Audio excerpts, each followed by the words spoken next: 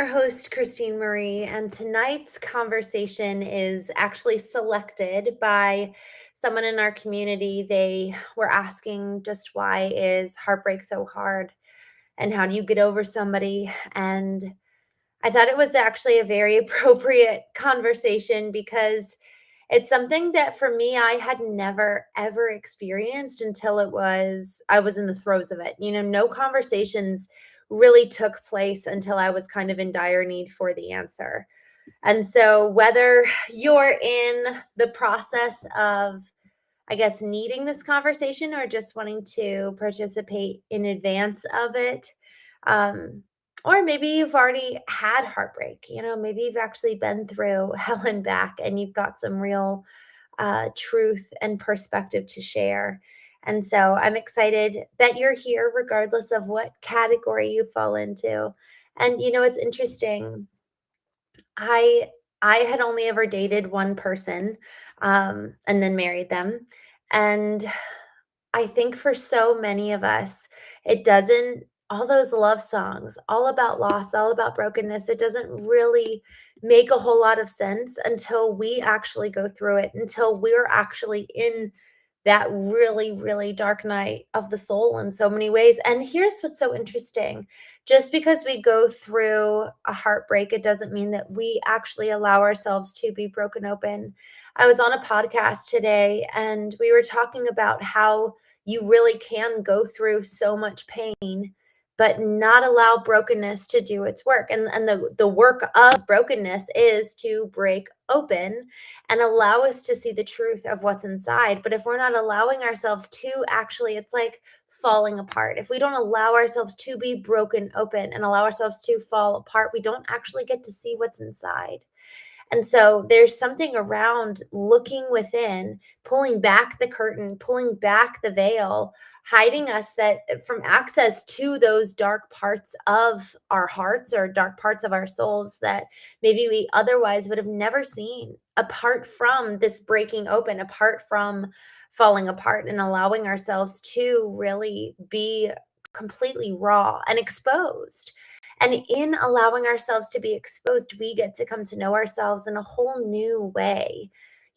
For so many years, I had really abided by the rules and lived according to how everybody else wanted me to be, kind of operating within the box that was set forth.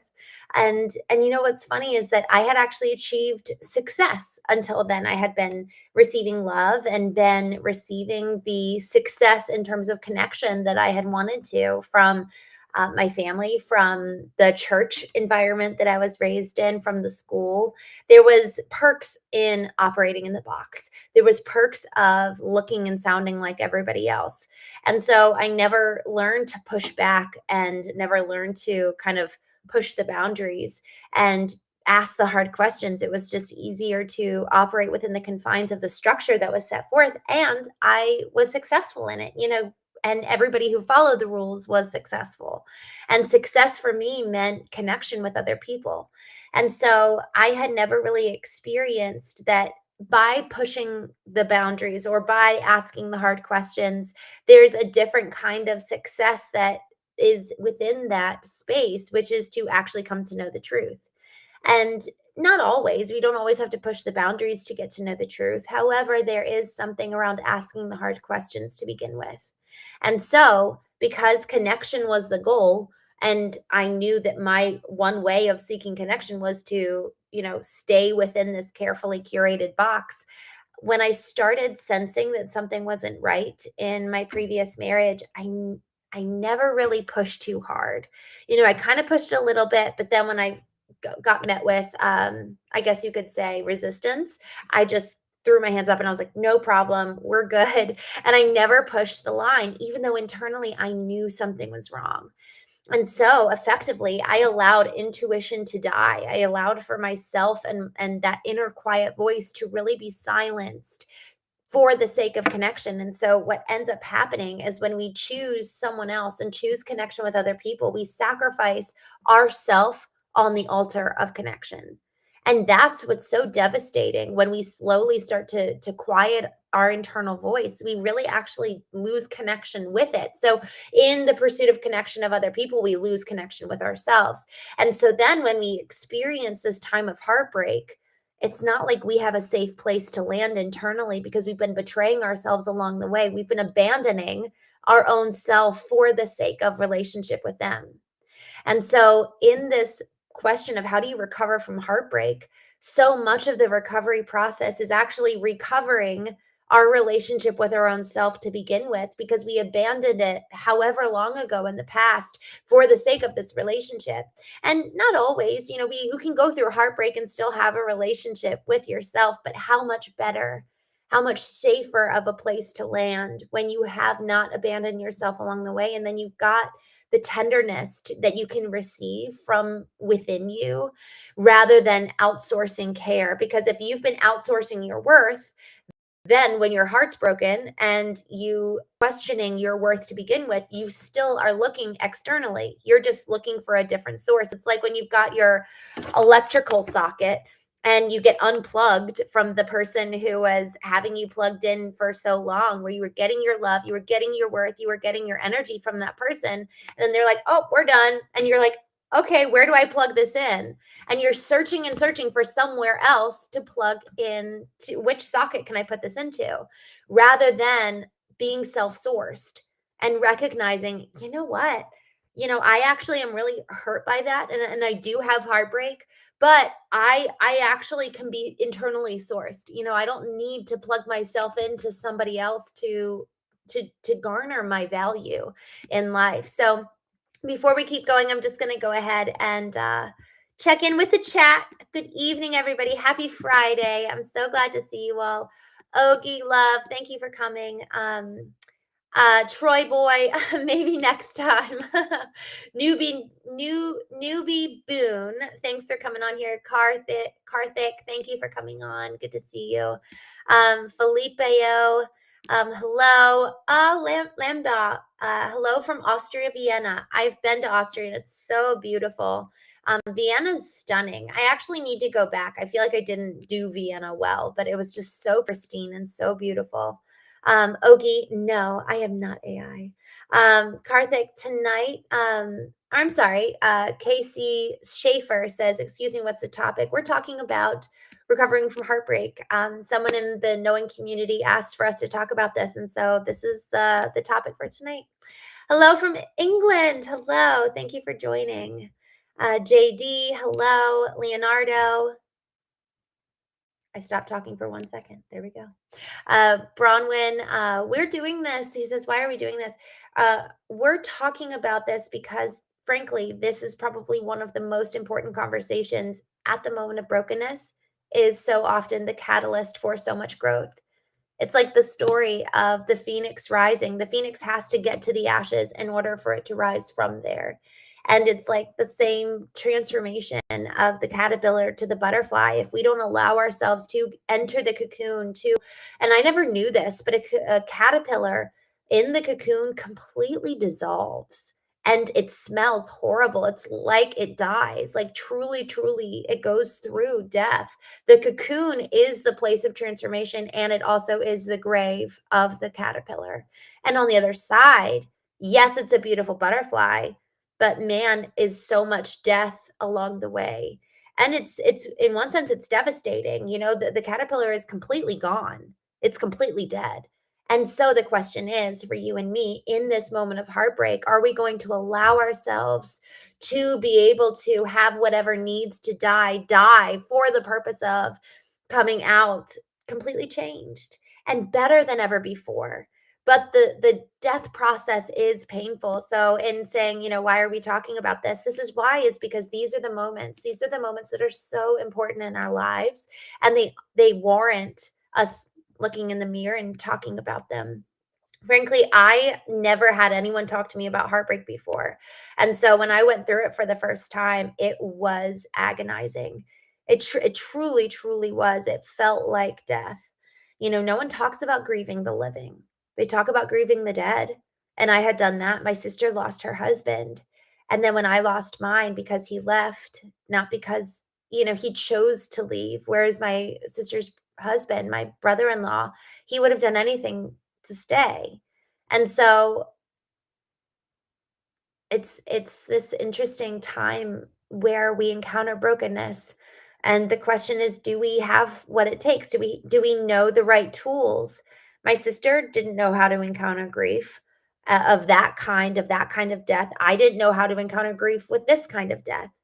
And so that's why we're talking about it, because in the external world, when there's death around us, deaths of people, death of relationship, death of jobs, that is when it so often leads to a death of ourselves in so many ways, for the purpose of a greater and more profound life on the other side. There's a book called The Second Mountain by David Brooks, and he talks about the first mountain. And so many people summit the first mountain, which is effectively the mountain of self. We're pursuing our own goals, our dreams. We're going to college. We're pursuing what we feel called to, what's exciting for us. And at some point, we experience that that's not the end all be all. And you see it with celebrities and people who have all the fame, all the fortune, and they're like, this isn't it. I actually got it, and I realized that it didn't hold the real fulfillment and happiness for me. And so then he talks about the second mountain, and it's effectively the choice of, am I going to summit this second mountain, which is for the collective, for the good of the community, rather than just operating for the good of myself? And in that process, in the transformation of moving from mountain A to mountain B, we all of a sudden get this like zoomed out perspective of just how big life is, and how many people there are to love, how many people there are to celebrate, and what part we get to play in that. But for so long as we have this like little narrow view of life and of ourselves, it's going to be hard for us to really be able to walk in the fullness of how we can live, our calling, and our potential, and who we can really impact as a result. So I'm going to jump back over here to the chat. I also am noticing my internet is a little janky, and so I'm going to close out a couple of things. I don't know what happened to my internet, but over the last couple of days has not been happy. So let me close out a few things. Hopefully I'm still with you all. I had it happen one time where it was like 3 minutes and it just completely cut me out. I was like, well, I guess this is meant to be. Like, this is just not working at all. And I got so disconnected. But anyways, I'm closing tabs, so give me 1 second. I would love to know here in the chat what everyone's up to on a Friday night and how everyone's doing. All right, I think I am slowly coming back to you. Very, very slowly. Okay. What is everybody up to on a Friday night? Also, for those of you who are new here, we are starting to have a game night every single week. So we had our second trivia night. This Wednesday, and we're going to start having game night once a week. So I'm really excited about that. We talk all things emotional intelligence, intellectual intelligence in the evenings, and then in the mornings we talk about spiritual intelligence. And so then we're going to start having fun on, I think, Wednesdays. Wednesdays would be great. All right. I am just checking in here. All right. Yay. I'm back. Back to the chat.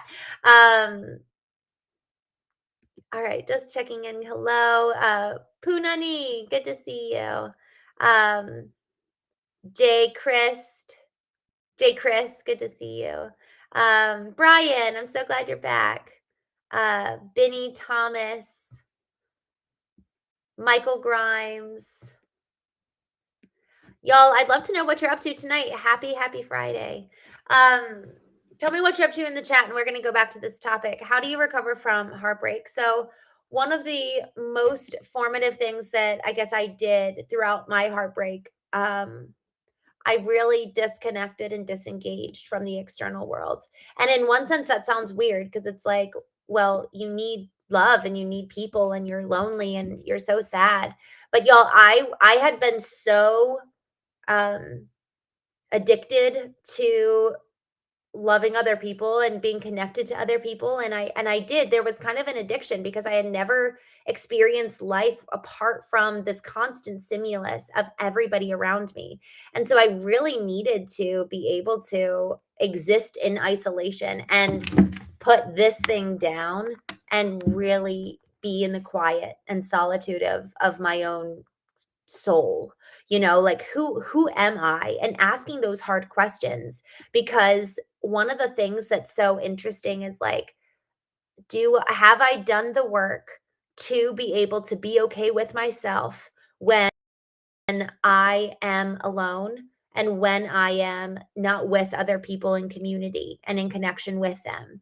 Am I able to find the meaning without somebody else constantly telling me that I'm worth it, without somebody else constantly telling me that I'm enough? Can I be okay alone? And you know what? I'm so sorry, guys. I just got a note from they're at my new apartment dropping off a table, and they say that they need the door code. So, I'd actually love to hear from you guys in the chat. Should I just peace out and come back on here tomorrow night and do a part 2? Or are you guys cool hanging on for like 3 minutes while I go get the door code and send it to them? This is very unusual. What should I do, guys? Tell me in the chat. Will you guys hang on while I go do that? Or um this is bad. Let me just see. Should I do a part 2 tomorrow night? Or do you guys want to hang out 2 minutes? And you guys can chat in the chat while I go do that.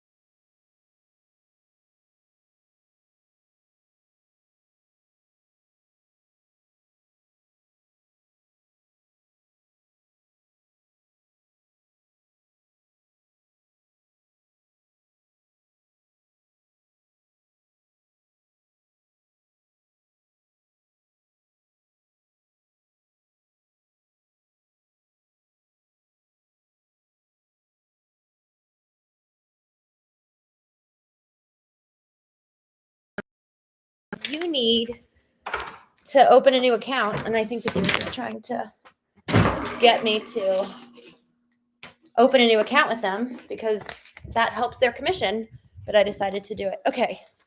I'm literally putting you here on the stairs while I get the door code.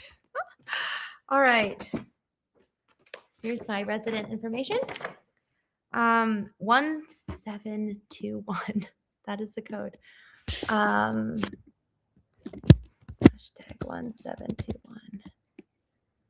All right. And then all right. Y'all are the best. I can't believe this. This is what happens, I guess, when you go live every day. Poonani says, come back, please. I'm sorry.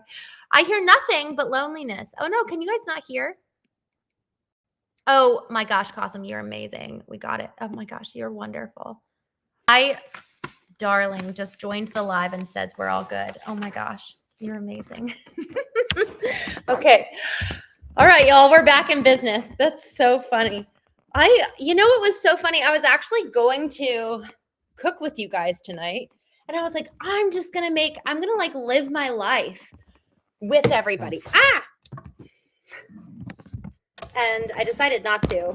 But maybe at some point I will literally like cook with you because this show is like right around dinner time. Hi, so good to see you. Thank you for bearing with me. That is so funny. I love that this happened. Jefferson says, "Are you AI?" Clearly, you haven't been here for the last 5 minutes. No, I'm not AI. All that to say. Okay. Hulk says the man in the hat here beats me at everything. I know the man in the hat says now change your code. Well, you don't know where I live, so there's a ton of gate codes in the U.S. That's so funny. All right. I'm actually him, though. Thanks for joining. All right, Poonani, you can hear me. All right, y'all, back to it. How do you recover from heartbreak? Y'all, this conversation, for those of you who are just joining, I was mentioning earlier why this really matters and why this is so important is because these are the moments that really are like the hallmark of the potential catalyst for us to change, for us to experience so much growth, for us to even experience healing, because in the death process, on the other side of that is healing. On the other side of that is new life. And it's like I mean, honestly, it's like the pains of childbearing. Like you're getting rid of something. You're letting go of something. It's been inside you and you're getting rid of either the pain you've been carrying or you're getting rid of the bitterness or you're getting rid of even a relationship maybe. But on the other side of that is new life. Like you've got this new entity. You've got this new being of either you or like the child. And it's good and it's beautiful and it brings healing. Like that newness of life brings healing to you and me. But it's painful to get to that process. And so with this whole conversation of heartbreak, you know, it's something to be really almost like cherished. I watched this video and the man said he was kind of bullish. He was like, "I actually look forward to heartbreak because every time I move through it, I know that it expands me. Basically, so long as I can survive the heartbreak, I know it will expand my capacity for love on the other side of that." And I had just like this picture in my head a couple years ago when I was going through like the worst of it.